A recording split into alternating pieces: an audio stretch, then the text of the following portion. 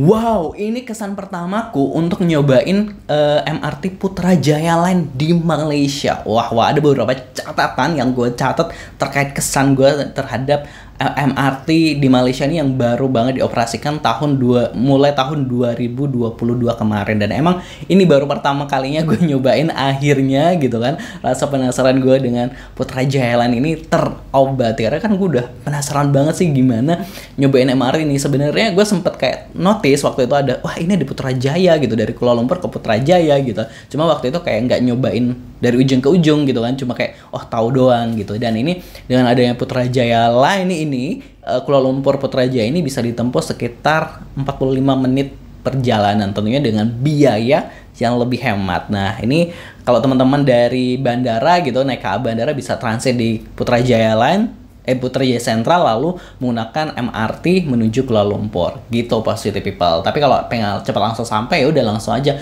naik KLIA Express menuju KL Sentral seperti itu. Lalu catatan apa sih yang bikin gue berkesan dengan dengan MRT Putrajaya Line ini, positive people? Pastinya kita akan ulas bersama. Jangan lupa subscribe dulu Wow Channel terlebih dahulu. Pokoknya terima kasih nih buat yang udah mau subscribe dan memberikan insight-insight atau komentar-komentar pengetahuan lainnya.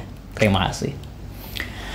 Yang pertama nih terkait dengan stasiun gitu ya. Pastinya stasiunnya itu efisien, terus desain interiornya, terus pengembangan atau di area sekitar stasiun seperti apa. Nah, soal efisiensi ini sangat efisien banget gitu kan. Utamanya ini kalau misalnya Putrajaya Sentral, sebenarnya semua stasiun ya gitu kan. Kayak ketika gua masuk itu kan udah disediakan 2 eskalator baik naik dan turun gitu kan. Jadi kalau kita yang bawa koper gitu dari bandara ini langsung bisa mudah untuk naik ke atas gitu kan. Dan segi desain gitu, gua suka banget nih gerbangnya gitu kan, atau gate masuk untuk tap in itu ada cahaya-cahaya gue lupa namanya, pokoknya cahaya-cahaya yang ikut menggaris sih gitu. Pokoknya kayak itu tuh kayak di film-film futuristik gitu loh, kayak film-film di robot-robot atau di Transformers gitu. Pokoknya ini kayak wah kita tuh mau masuk ke pokoknya kayak ruangan-ruangan yang inilah, yang futuristik lah kalau di film-film futuristik. Nah terus kalau secara desainnya juga stasiun ini gitu berbentuk kotak dengan warna coklat dan hitam itu, yang stasiunnya itu ternyata dia tuh bener-bener didesain agar hemat energi gitu kan, hemat energi dan efisiensi lah gitu. Jadi kayak biar nggak terlalu banyak menggunakan listrik dan lain sebagainya, digunakan didesain agar bisa hemat energi. Dan ini juga stasiunnya ini mulai diterapkan di LRT yang baru yang di Shah Alam juga, dengar-dengar seperti itu, positive people. Dan terus ini yang gue masih bingung nih di MRT Malaysia ini sebenarnya seperti apa nih yang di Putrajaya Line. Karena waktu gue udah masuk tap in itu ada kedai kopi di dalam gitu, di dalam waktu kita di tap in itu ada kedai kopi. Apakah kita boleh minum, membawa minuman sampai ke atas, sampai peron gitu, sampai sebelum masuk kereta? Nah apakah boleh atau enggak? Nah gue nggak tahu gitu. Tapi kan kalau di dalam kereta MRT itu kan emang udah nggak boleh makan dan minum. Tapi apakah kita masih boleh makan dan minum di peron gitu kan, di peron gitulah ya. Nah karena kalau di Jakarta itu kan nggak boleh gitu ya, nggak boleh makan dan minum ketika kita udah tap in, udah masuk ke dalam, udah tap kartu kita untuk masuk gitu. Jadi kalau kedai-kedainya tuh masih di luar peron seperti itu, positive people. Nah catatan kedua gue adalah penataan integrasi dan lahan parkir gitu ya. Jadi stasiun-stasiun di ini utama ini udah terintegrasi gitu kan, kayak Putrajaya Sentral ini kan terintegrasi dengan KA Bandara, dengan bus gitu kan, ada TOD atau Transit Oriented Development, jadi dikembangkan di situ. Terus ada stasiun-stasiun yang nggak terkoneksi dengan stasiun lain, maksudnya kayak dia berdiri sendiri stasiunnya, di bawahnya itu udah ada bus-bus yang untuk memudahkan misalnya mau lanjut menggunakan bus seperti itu. Jadi ada tulisan jom naik MRT gitu kan ya.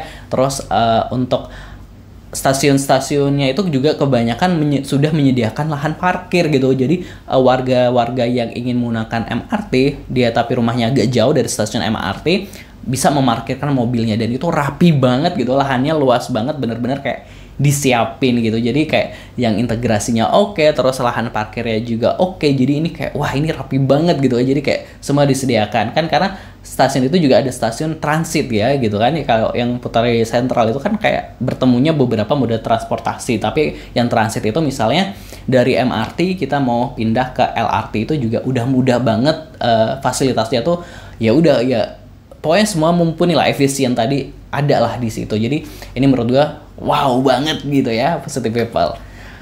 Next adalah yang ketiga soal driverless nih, bener-bener driverless MRT di Malaysia ini, bener-bener tanpa masinis gitu ya, nggak ada ruang masinis pun di dalam kereta gitu kan. Jadi kan kereta MRT di Malaysia ini bener-bener gak ada masinisnya gitu, emang diuji menggunakan sistem komputerisasi pastinya.